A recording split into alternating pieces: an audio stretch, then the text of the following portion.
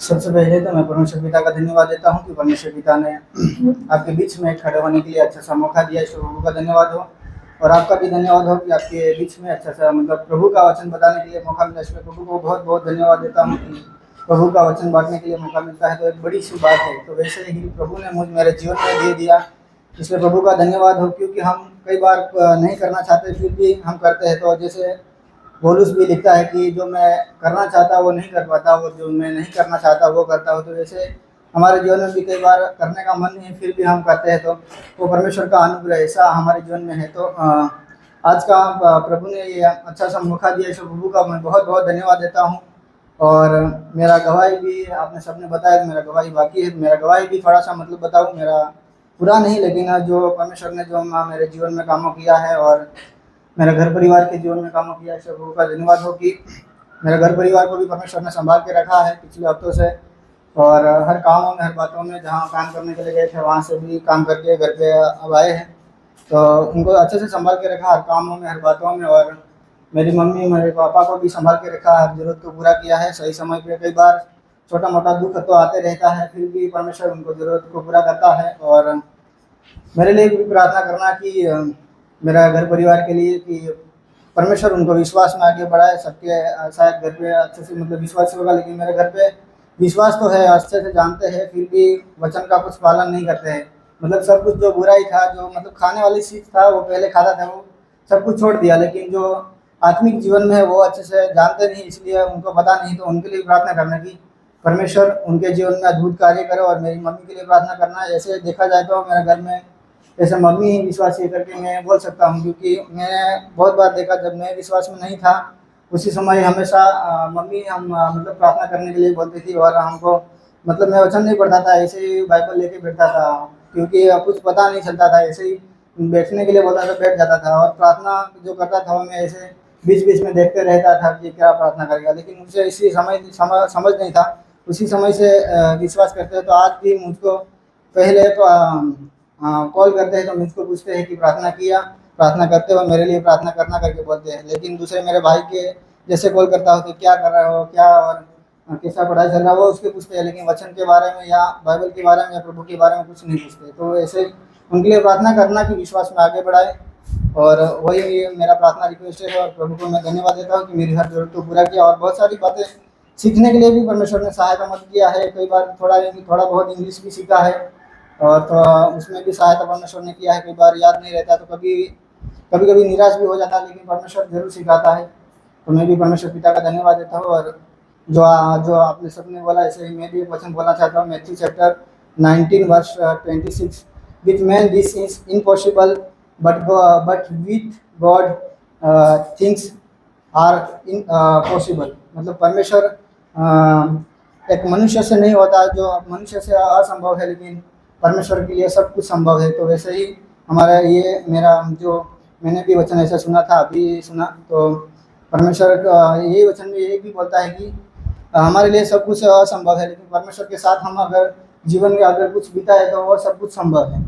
और ये मेरा गवाही है। और आज हम वचन में जाएंगे साम्स 84 सब निकालेंगे। साम्स 84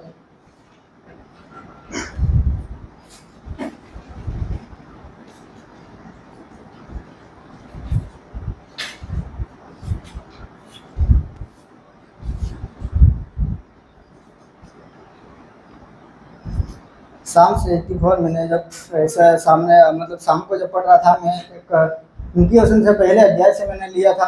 बस ऐसे ही ऊपर ऊपर ऊपर ऐसे ही पढ़ते पढ़ते आ रहा था, बस ये नहीं देना ये नहीं देना।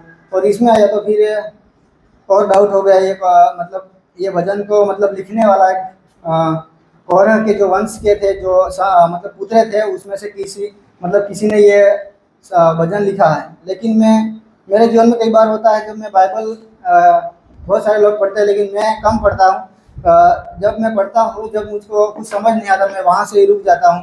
और अगर मुझको कुछ आंसर मिला तो सही, नहीं तो मैं सो जाता हूँ। ऐसा मैं पढ़ता हूँ। तो मैं यहाँ जैसे पढ़ते पढ़ते आ रहा था, तब ऊपर ऊपर मतलब हेडिंग पढ़ते हुए थोड़ा थोड़ा वचन पढ़ते हुए ऐसे आ रहा था, यहाँ रुक गया। तो मैं समझ नहीं आया। अभी एक दिन मुझको मतलब ये यहाँ सुलेमान सर ने ऐसा वचन दिया था, गौरवंशी के मतलब उनके बारे में कुछ नहीं पता। तो मैं फिर सोचा अभी कहाँ से ढूंढूंगा करके। तो ऐसे मतलब फिर मैं सोचा कि पुराना नियम में कुछ मतलब मूसा के समय के साथ कुछ थे ऐसे करके। तो मैं पुराना नियम में ऐसा मैं गया। तो वहाँ हम उसके जब ये कौरव वंशी के जो लोग हैं वो कहाँ हैं पहले हम देखेंगे। नंबर्स निकालेंगे, गिनती की किताब 16 अध्याय 1 और 3 पढ़े। Numbers chapter 16 verse 1 to 3। और लेवी का परपोता, कहात का पोता और यिसहार का पोता और पुत्र था। वहाँ एलिया के पुत्र दातान और अबीराम और पेलेत के पुत्र और इन तीनों रूबेनियों से मिलकर मंडली के 250 प्रधान जो सभासद और नामी थे उनको संग लिया और वे मूसा और हारून के विरुद्ध उठ खड़े और उनसे कहने लगे, तुमने बहुत किया, अब बस करो, क्योंकि सारी मंडली का एक एक मनुष्य पवित्र है और यहोवा उनके मध्य में रहता है। इसलिए तुम यहोवा के मंदिर में पीछे पद वालों को क्यों बन बैठे हो? बस हालेलुया। यहाँ हम ये कोरह के बारे में पढ़ते हैं कि जो कोरह था वो एक जब मूसा के समय में मूसा जब हारून वो जब मतलब सब लोगों को चला था, मतलब अगुवाई करता था। परमेश्वर ने चुना हुआ ये मूसा और हारून था। उसी समय ये कोरह वंशी का जो कोरह के बारे में हम पढ़ते हैं कि वहाँ मूसा के विरुद्ध और हारून के विरुद्ध खड़े होने वाले ये कोरह हैं जो परमेश्वर के मतलब मूसा के अभी मूसा ने किसको सुना था? परमेश्वर ने सुना था। हारून को भी परमेश्वर ने सुना था। अगर उसके विरुद्ध में खड़े हुए तो किसके विरुद्ध खड़े होंगे? परमेश्वर के विरुद्ध खड़े होंगे। तो वैसे ही ये लोग वहाँ से मतलब उनके विरुद्ध खड़े होते हैं। और भी थोड़ा देखेंगे उनके बारे में, फिर हम जाएंगे वचन संहिता में। और उसका नंबर्स 16 का 32 वचन देखेंगे। 16 वर्ष 32 पढ़े। और 16 पृथ्वी ने अपना मुंह खोल दिया और उनके घरदार का सम्मान और कोरह के सब मनुष्य और उनकी सारी संपत्ति को भी निगल दिया। हालेलुया। यहाँ अभी जो मूसा के और हारून के विरुद्ध ये लोग खड़े हो गए थे। मतलब कुछ बातों में जब मतलब ऐसा कुछ बात बोले तो ये नहीं है, कुछ नहीं है करके करके मतलब ऐसे सामना कर रहे थे। मतलब परमेश्वर के विरुद्ध की बातों के मतलब परमेश्वर जो उनका जो चुना था उनके विरुद्ध में खड़े हो गए थे वो लोग। तो यहाँ फिर हम जब पढ़ते मैं पढ़ रहा था जब 16 से 32 पढ़ते हुए तब वहाँ यहाँ तो फिर सब नष्ट हो गए करके लिखा। लेकिन फिर यहाँ सब कुछ मतलब यहाँ तो अन्य नष्ट करके लिखा हुआ है। पहले विरुद्ध में खड़े हुए और फिर बाद में ये लोग परमेश्वर के मतलब विरुद्ध खड़े हो गए तो सब कुछ परमेश्वर ने नष्ट कर दिया। फिर भी उसमें से हम फिर एक दूसरा वचन देखेंगे। नंबर्स 26 अध्याय और 11। हाँ, परंतु कोरह के पुत्र नहीं मरे थे। यहाँ अभी पहले हम जो पढ़ा नंबर 16 का 32 में कि वहाँ मर गए सब। लेकिन यहाँ फिर पढ़ते हैं कि वो जो कौरह के पुत्र नहीं मरे थे। ये कौरह के पुत्र फिर नहीं मरे थे, यहाँ आगे लिखा। पहले मैं डाउट हो गया, फिर मैं ऐसा बैठ के मतलब सोचा कि क्या हुआ, ये तो पहले मर गया करके लिखा है, फिर यहाँ कौरह के पुत्र नहीं मरे करके लिखा।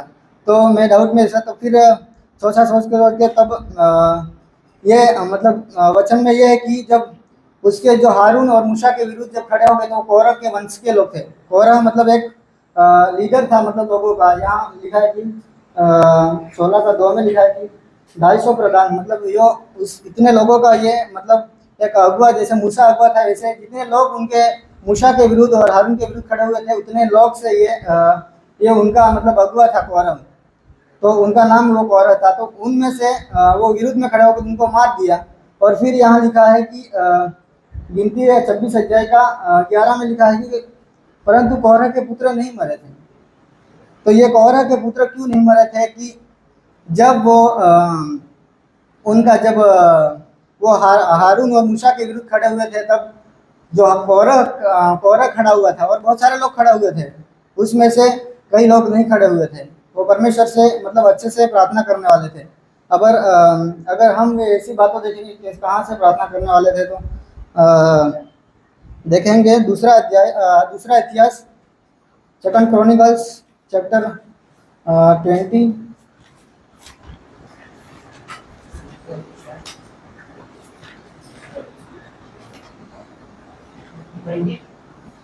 20 वर्ष 19।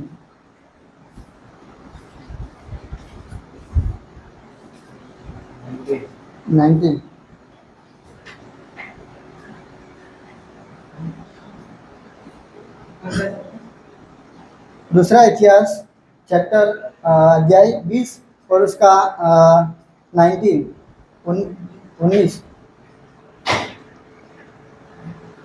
उसमें पढ़िए।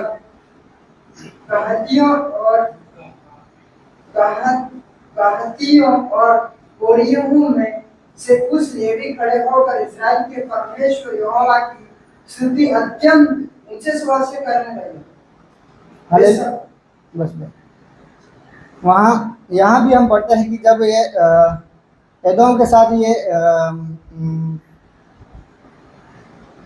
यहोशापात जब युद्ध लड़ने के लिए मतलब तैयारी थे में, उसी समय जब ये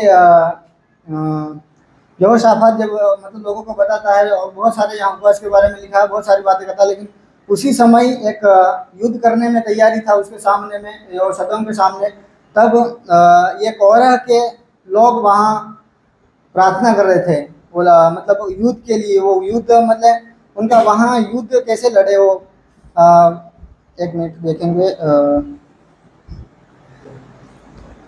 वहाँ जब उनकी प्रार्थना के द्वारा वो जीत पाया, वहाँ जो युद्ध था उनके जब प्रार्थना ये किसने किया, कोरह के वंश के जितने लोग थे उन लोगों ने ये प्रार्थना किया, तब ये सदोम मतलब जो यहोशापात वो जीत पाया। वहाँ किसकी प्रार्थना के द्वारा, वो कोरह के वंश के जो थे, जितने जो बच्चे थे वो प्रार्थना करने वाले थे, वो लोग ही प्रार्थना कर रहे थे, उसकी द्वारा ये जीत पाया। तो वैसे ही एक कोरह के थोड़ा मतलब नीच जाति के ऐसा था पहले पुराने नियम में, मतलब थोड़ा कम, इतना बुरा नहीं लेकिन कम थे, तो वो लोग मतलब कोरह के वंश के जो मतलब वो परमेश्वर से मतलब उतना गहरा नहीं था, लेकिन वहाँ से जब वो उनके जो कोरह था, उनका जो वंश था, उसमें से कुछ लोग उन पर विश्वास करते हुए प्रार्थना करते थे, वो लोग यहाँ भी प्रार्थना करते, उनके प्रार्थना के द्वारा जीत पाता है।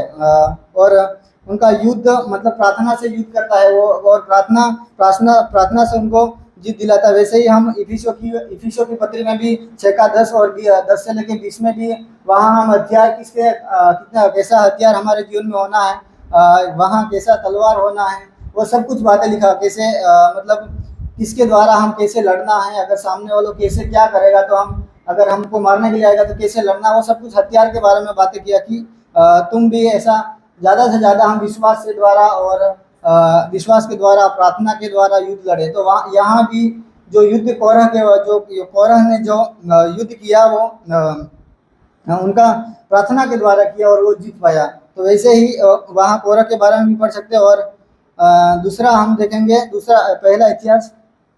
पहला इतिहास उसका 9 चैप्टर 9 वर्ष 70।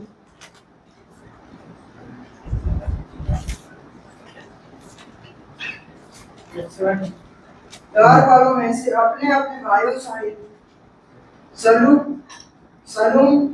अक्कूब, तल्मोन और अहीमान, इन में से मुख्य तो सलूम था। और वहाँ अब तक पूर्व की ओर राजा के फाटक के पास द्वारपाली करता था। लेवियों की सामने के द्वार पर यही सलूक जो कोरे का पुत्र एब्यासार का पोता और कोरिया का परपोता, और उसके भाई जो उसके मूल पुरुष के घराने के अर्थात कोरिये थे, वे इस काम के अधिकारी थे कि वे तंबू के द्वार पाल को, उनके पुरखा तो यहोवा के सामने के अधिकारी और प्रवेश द्वार के रखवाले थे। आमीन। बस यहाँ भी परमेश्वर ने एक उनको काम दिया, वो जो परमेश्वर के विरुद्ध खड़े हुए उसमें से कई लोग ने जो विरुद्ध नहीं किया था, मूसा को विरुद्ध नहीं किया था, हारून को विरुद्ध नहीं किया था, उसमें से मतलब जो पहले ये थोड़ा नीच जाति के थे उसको भी परमेश्वर ने यहाँ जो सुलेमान का जो भवन है उसका मतलब फाटक का मतलब रखवाले का अधिकार दिया। वैसे ही वो नीच जाति का फिर भी उनको फाटक का अधिकार दिया। वैसे ही यहाँ भी हम ये कोरह के बारे में पढ़ते हैं। और दूसरा अधिकार भी हम देखेंगे पहले इतिहास 9 का 31 और 32। हाँ 31 और 32, 31, 32।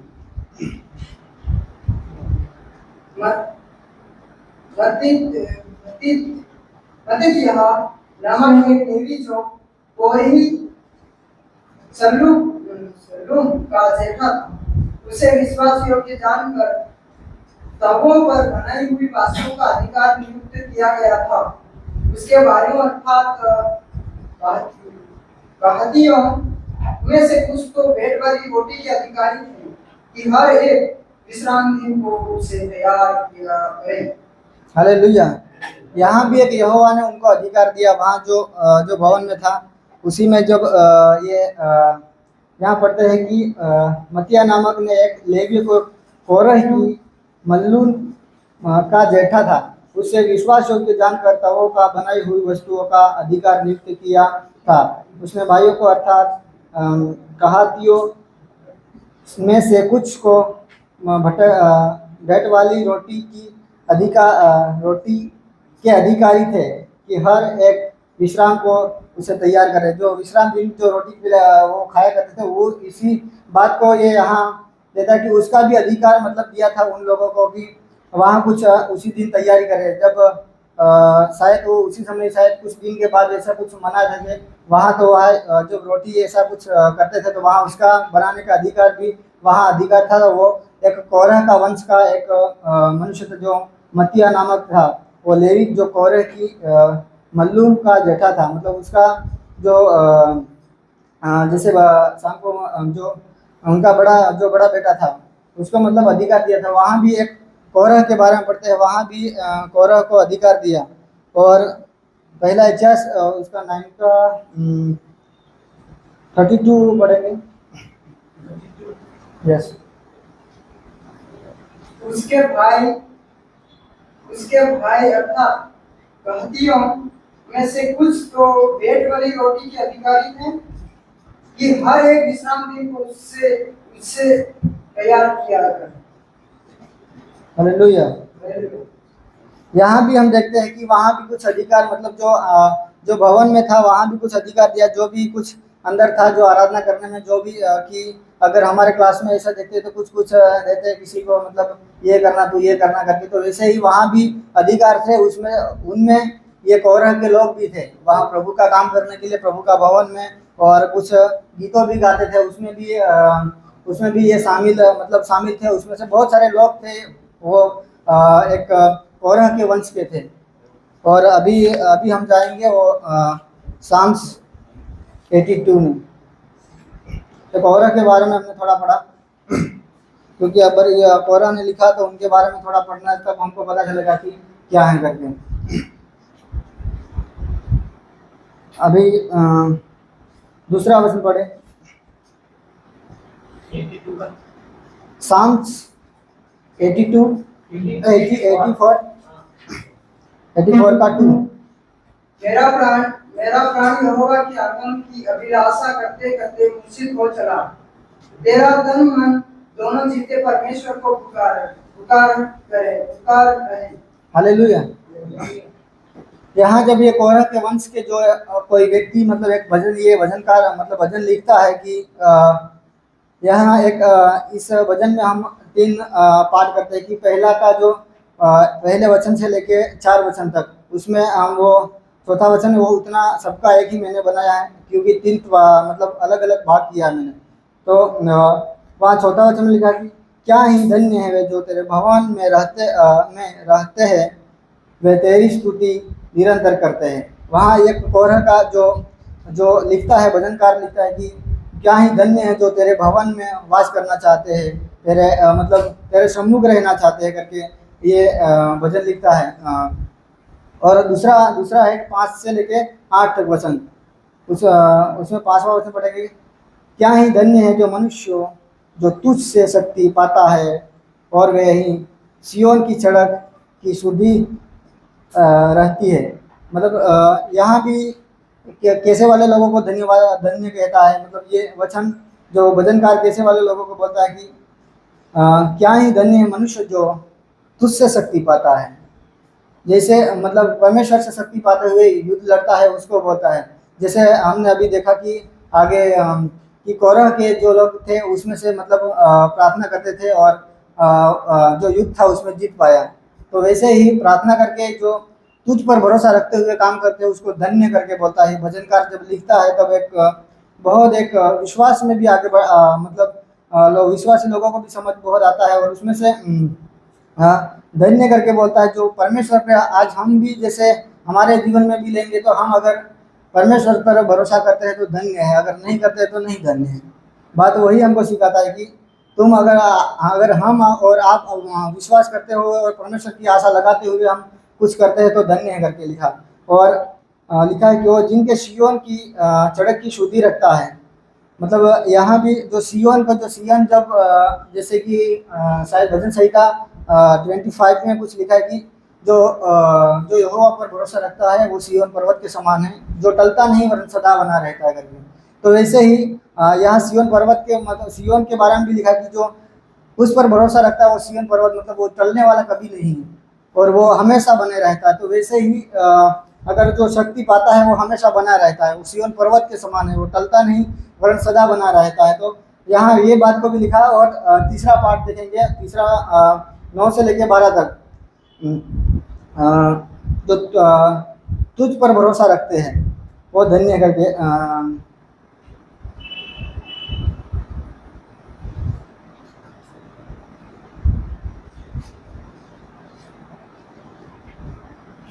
9 से लेकर हे परमेश्वर हे हमारी ढाल दुष्ट कर और अपनी अभिषिक्त का मुख देख, क्योंकि तेरे आंगनों में का एक दिन और कहीं के 1000 दिन के उत्तम हैं। यहाँ 10 में भी लिखता है कि तो अगर तुम्हारे मतलब परमेश्वर की मतलब परमेश्वर के अंदर जो भवन में जाकर प्रार्थना करना या अगर परमेश्वर की हुजूर में जीवन बिताना अगर एक दिन बिताए तो 1000 दिनों से भी उत्तम है करके लिखा है। जो 1000 दिन हम बिताते हैं उससे भी बहुत बढ़ करके यहाँ लिखा है।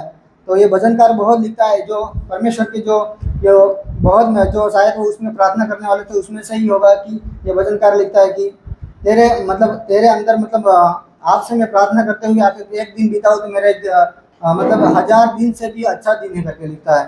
तो ऐसा एक दिन अगर आप में मतलब परमेश्वर के भवन में जाकर एक दिन बिताया तो एक 1000 दिनों से भी उत्तम है करके। तो बहुत अच्छा जैसे कि भजन संगीता 63 में दाऊद बोलता है कि अगर मर गया तो कोई बात नहीं, अगर कुछ भी हो गया। जब उनका शायद वो अबशालोम जब उनको मारने के लिए जब पीछे पड़ते हैं उसी समय ये दाऊद वो 63 भजन में लिखता है कि अगर मैं मर गया, अगर कुछ भी हो गया, मुझको खाना नहीं मिल गया कोई बात नहीं, लेकिन तेरा अनुग्रह मुझसे कहीं नहीं जाना करके लिखता है। क्योंकि अगर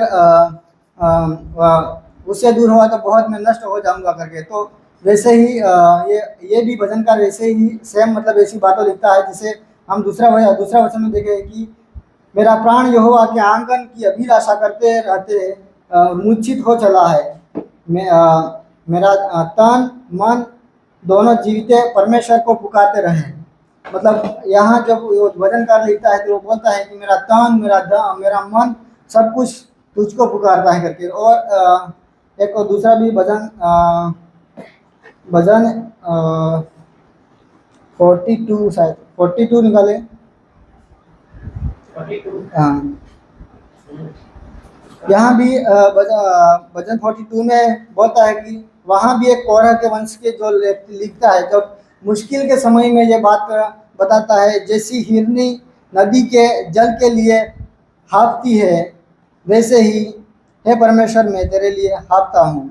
यहाँ भी ये भजनकार बोलता है, वही भजनकार जो लिखता है वही उसमें से ही ये है कि मैं तेरे लिए, मतलब जैसे हिरनी जब पानी के लिए जब उनको प्यास लगती है तब जैसे वो पानी का ढूंढते हैं, वैसे मैं भी हूँ तेरी उनको तुझको मैं ढूंढता हूँ करके। जिस प्रकार से हमने कहा गर्मी के दिनों में अगर हम बहुत थके हुए कुछ बातों में आते हैं और कई बार हमको ऐसा लगता है कि अगर जो ठंडा पानी मिल जाता तो जी में जी आ जाता करके, तो वैसे ही यहाँ भजनकार लिखता है कि जैसे हिरनी मतलब नदी के जल के लिए मतलब हाँफती है, मतलब उसको ढूंढती है, वैसे आपको मैं, मतलब आपको मैं ढूंढता हूँ और मैं आपका प्यासा हूँ करके वह लिखता है। मैं कब जाकर परमेश्वर को अपना मुंह दिखाऊंगा। तो यहाँ भी वो कोरह के जो है वो लिखता है, जैसे कि यहाँ भजन 42 से लेके 49 तक ये कोरह के वंश के जो लोग हैं वो लिखते हैं। और भजन संहिता 63 निकालेंगे दाऊद। यहाँ में 63 का पहले में लिखा है, हे परमेश्वर तू मेरा परमेश्वर है, मैं तुझसे यत्न से ढूंढूंगा। सुखी और निर्जल ऊसर भूमि पर मेरा मन तेरा प्यासा है, मेरे शरीर अति अभिलाषी है। यहाँ भी ये दाऊद लिखता है, ये सेम ऐसा हम देखते हैं तो सेम वचन जैसा लगता है, लेकिन वो लिखने वाला अलग है, ये भी लिखने वाला अलग है। तो वैसे यहाँ भी लिखता है कि सूखी भूमि, जैसे अगर भूमि सूख गया है तो वो पानी के लिए तरसती है, वैसे मैं भी तरस रहा हूँ करके लिखा है। तो ये दोनों वचन हम अच्छे से मतलब समझ सकते हैं कि यहाँ लिखा है कि जैसे हिरनी पानी के लिए तरसती है, मतलब हाँफती है, वैसे मैं भी हाँफता हूँ आपके लिए करके। तो यहाँ भी और भजन संहिता 63 में भी हम दाऊद की, जो दाऊद ने भजन लिखा उसमें भी लिखता है कि जैसे सूखी भूमि जब पानी के लिए जब तरसती है, वैसे मैं भी प्यासा हूँ करके। और 63 में और 63 का 3 हम पढ़ेंगे, क्योंकि तेरी करुणा जीवन से भी उत्तम है, मैं तेरी प्रशंसा करूंगा। इसी प्रकार से मैं जीवन भर तुझे धन्य कहता रहूंगा और तेरा नाम लेकर अपने हाथ उठाऊंगा।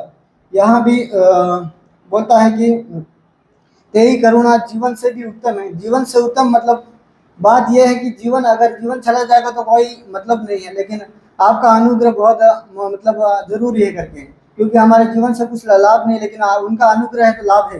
तो इसीलिए यहाँ दाऊद बोलता है कि मेरे जीवन से भी तेरा अनुग्रह उत्तम है करके। अगर तेरा अनुग्रह या तेरा जो बुलाहट या तेरा हाथ मुझसे चला गया तो मेरा जीवन नष्ट हो जाएगा करके दुख के समय में ये दाऊद भी लिखता है। तो वैसे समय में भजन 42 में भी ये कोरह के वंश के लिखता है। और दूसरा में लिखा है 42 का 2 में कि जीवते ईश्वर का, हाँ परमेश्वर का मैं प्यासा हूँ, मैं कब जाकर परमेश्वर को अपना मुंह दिखाऊंगा। मतलब जीवते परमेश्वर को करके ये यहाँ बोल रहा है। जब उनको जब ये कोरह के वंश के जो उनका जो कोरह था, उनको मतलब जो सब लोग नष्ट हो गए, उनको शायद देखा होगा, वहाँ से उनको पता चला होगा कि परमेश्वर के विरुद्ध में करने का एक, वो वहाँ से शायद पता चला होगा कि ये जीवित परमेश्वर है, क्योंकि उनका जो पीढ़ी था, मतलब उनमें से जो मर गए थे उनमें से ये जीवित है। वो ही भजनकार शायद वो लिखता है कि तू जीवित है करके। तो इसीलिए शायद वहाँ बहुत सारे लोगों को, मतलब वहाँ से मर गए, उसमें से कुछ लोग,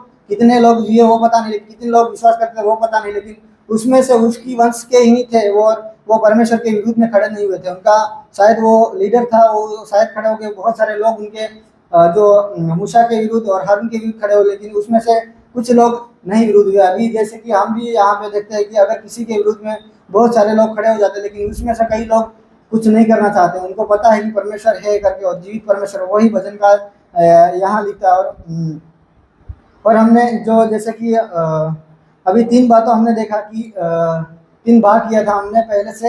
एक Psalms 84 का 1 से लेकर 4 तक, धन्य है जो जो भवन में वास करना चाहते हैं, मतलब परमेश्वर की आराधना स्तुति करना चाहता है, वो धन्य है करके। जो उनकी वे तेरी स्तुति निरंतर करते रहेंगे, उनको मतलब धन्य बोल रहा है। तो अगर हमारा हमको भी धन्य बोलना है, तो हम अगर निरंतर परमेश्वर को प्रार्थना और निरंतर उनके काम में, उनके आराधना में हम वास करते रहेंगे, तो हम भी एक धन्य के समान हम भी बोल सकते हैं। और उसमें से और 5 से लेके 8 तक एक ग्रुप बना था कि तुझसे जो शक्ति पाते हैं, शक्ति मतलब जो उससे शक्ति पाता है वो, अगर वो कितना भी मुसीबत आ जाएगा तो वो लड़ने के लिए तैयार है। वो जो जो परमेश्वर से जो शक्ति पाता है वो, मतलब शक्ति जैसे कि अगर कोई मतलब ऐसा नहीं कि तलवार लेके आना या बंदूक लेकर परमेश्वर देगा ऐसा किसी को मार देना, वो शक्ति नहीं। लेकिन जो परमेश्वर का जो शक्ति है, जैसे हमने वो इफिसियों की पत्री 6 अध्याय में हमने देखा कि 10 का 20 में कि वो अच्छे से वहाँ हथियार के बारे में बताया कि हमारा हथियार क्या है, हमारा बातों मतलब हमारा विश्वास होना जरूरी है, वो हमारा एक हथियार है। हम प्रार्थना करते हैं वो हमारा हथियार है। तो वैसे बहुत सारा वहाँ हथियार के बारे में वहाँ ऐसा एक विश्वास के द्वारा एक तलवार बनाए रखो, मतलब ऐसा नहीं कि सही सही वो तलवार वो काटने वाली वो ला के आई, वो काट डालेगा, लेकिन एक दिन हम जब हम सबका अन्याय होगा तब कुछ फायदा नहीं होगा।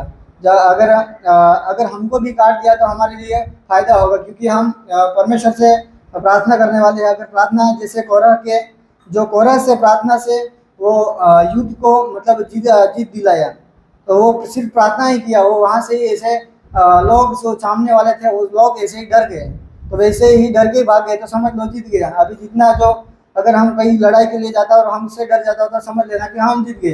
तो वैसे ही वहाँ भी परमेश्वर ने ऐसा अद्भुत कार्य किया।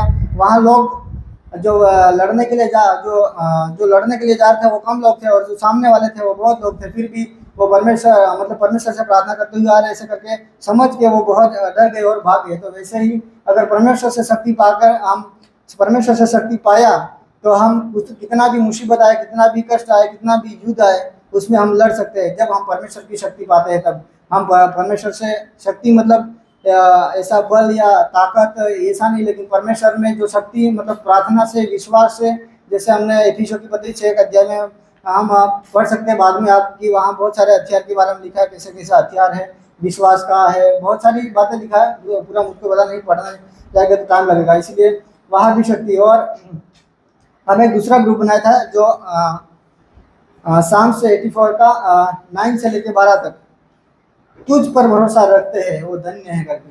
तो अगर यहाँ भी भजनकार लिखता है कि जो तुझ पर जो विश्वास रखते हैं, तुझ पर आशा रखते हैं, तुझ पर मतलब आशा लगाए रहते हैं, तुझ पर भरोसा रखते हैं वो धन्य है करके। तो वहाँ अगर बहुत सारे लोगों को मतलब ये अगर हमको भी ऐसा हमको हमारे जीवन में लगेगा तो हम अगर किस पर भरोसा करते हैं वो आज हम खुद ही महसूस कर सकते हैं कि हम किस पर भरोसा करते हुए चल रहे हैं। अगर हम किसका शक्ति पाते हुए हम चल रहे हैं, अगर हम किसके भवन में वास करते हुए हम खराब काम कर रहे हैं, अगर हमारे जीवन में है तो हमारे जीवन में पालन करना जरूरी है। क्योंकि ऐसा हम कई बार दूसरे पर भरोसा करके चलते हुए दूसरे के कामों पर काम करते हैं, तो वैसे हम दूसरे कामों में चलते हैं। तो यहाँ अगर हम आगे चलना है तो परमेश्वर की शक्ति पाते हुए चलना। जैसे कोरह की वंश के देखा कि वो आगे गए को फाइट करने के लिए या युद्ध करने के लिए नहीं गए, लेकिन पहले से प्रार्थना वहाँ कर रहे थे। जो कोरह के जो लोग थे वहाँ बहुत सारे लोग विश्वास के द्वारा एक मतलब विश्वास में था, इसीलिए प्रार्थना कर रहे थे, तो वैसे ही उनको जीत दिलाए। तो अगर हम परमेश्वर से आशा लगाते हुए चले, परमेश्वर का शक्ति लेते हुए चले, परमेश्वर को धन्यवाद करते हुए चले, अगर परमेश्वर के भवन में वास करते हुए हम आगे जीवन बिताए तो हमारे लिए अच्छा होगा। नहीं तो जैसे अभी कोरह के वंश के ही लोग परमेश्वर के विरुद्ध खड़े हो गए और वो उनको सबको नष्ट कर दिया। उसमें से जो परमेश्वर पर भरोसा करते थे वो जीवित हो गए। तो उसमें से एक भी और भी हमको सीख मिलता है कि अगर परमेश्वर के शक्ति के अनुसार, उनके भरोसा के अनुसार और दूसरे के भरोसे के अनुसार चला तो कोई फायदा नहीं है। दूसरे के अगर हम और किसी के भरोसे के अनुसार अगर कुछ अनुग्रह मिला है तो उस अनुग्रह के भरोसे के अनुसार हम उस अनुग्रह के पीछे चले हुए तो हमको कोई फायदा नहीं। लेकिन जो हमको अनुग्रह देने वाला है उसको फॉलो करते हुए अगर जीवन बिताए तो अच्छा है। इसलिए ये भजनकार में यही हमको सीखना मिलता है कि अगर हम परमेश्वर में है तो उनका शक्ति पाते हुए हम आगे बढ़े और उनको भरोसा करते हुए जीवन बिताए और उनमें हमेशा सदा बने रहते हुए हम काम करें। और अगर हमारे जीवन से भी अगर जैसे दाऊद 63 में बोलता है कि अगर मेरे जीवन से भी उत्तम तेरा अनुग्रह है, तेरा अनुग्रह कहाँ ही नहीं जाना करके लिखा है मुझसे। अगर तो वैसे ही अगर हम हमारे जीवन से भी उसको उत्तम देते हैं, उस पर भरोसा रखते हैं तो हमारा काम जरूर वो पूरा करेगा। वहाँ जैसे कोरह की वंश में जो जीतने वाले नहीं थे, वैसे महसूस मतलब कम लोग थे, तो अभी बहुत सारे लोग तो हरा सकते हैं। तो वैसे लेकिन वहाँ प्रार्थना किया तो प्रार्थना के द्वारा कुछ ऐसा सामने वालों को डर आ गया कि यहोवा को प्रार्थना करते हुए आने वाले लोग हैं करके ऐसे खुद डर के भाग गए। तो वैसे ही हमारे जीवन में भी कई बार ऐसा दुख, परेशानी, मुसीबत आता है। कई बार दुख होता है कि अगर ऐसा हो तो मेरे जीवन में क्या होगा, और मैं तो ऐसा गरीब हूँ, मेरे जीवन में ऐसा है। तो परमेश्वर जरूर मदद करेगा, लेकिन उसमें ये 3 बात यही है कि पहले हमने Psalms 84 में देखा कि 1 से लेकर 4 में कि परमेश्वर के जीवन, परमेश्वर के हुजूरी में हमेशा बैठे रहना है, परमेश्वर के कामों में हमेशा लगातार रहना है। और दूसरा 5 से लेकर 8 में हम एक ग्रुप बनाया तो उससे मतलब परमेश्वर से शक्ति पाते हुए आगे जीवन बिताना है। और तीसरा है कि परमेश्वर पर भरोसा रखते हुए चलना है। तो वैसे ही हम 3 बात सीखे। तो परमेश्वर हमारे जीवन में ये जरूर बातें आने वाले दिनों में जीवन बिताते हुए, उन पर भरोसा करते हुए, उनका शक्ति पाते हुए हम आगे जीवन बिताएगा। और परमेश्वर हर बातों में हमको अगुवाई दे दे। जैसे बहुत सारे लोगों को यहाँ हमको मतलब लोगों को अगुवाई दी और लोगों ने काम किया और लोगों बहुत आगे बढ़ते चले, जैसे परमेश्वर की शक्ति के द्वारा आगे बढ़े। और अगर हम देखते हैं कि परमेश्वर का अगर शक्ति के द्वारा, हम पुराने नियम में देखते हैं परमेश्वर का शक्ति के द्वारा अगर कोई आगे बढ़ा है तो वहाँ ही गिर गया है, वो हम देखते हैं बहुत सारे। अगर परमेश्वर के जो जैसे सुलेमान के जीवन में भी हम देख सकते हैं परमेश्वर के जब बुद्धि दिया था वो उनके मतलब परमेश्वर का अनुग्रह, परमेश्वर का बुद्धि और परमेश्वर का ज्ञान पाते हुए और उन पर भरोसा करते हुए चला, तब बहुत कुछ काम किया। लेकिन जब वो गिर गया, जब बहुत सारी पत्नियां किया और वो मूर्ति पूजा में लग गया, तब से उनका जीवन नष्ट हो गया। तो वैसे ही हम देखते हैं, तो हम हमेशा परमेश्वर से भरोसा करते हुए परमेश्वर का शक्ति पाते हुए हम आगे जीवन बिताए और इस वचनों के द्वारा आपको सबको आशीष दे। आमीन।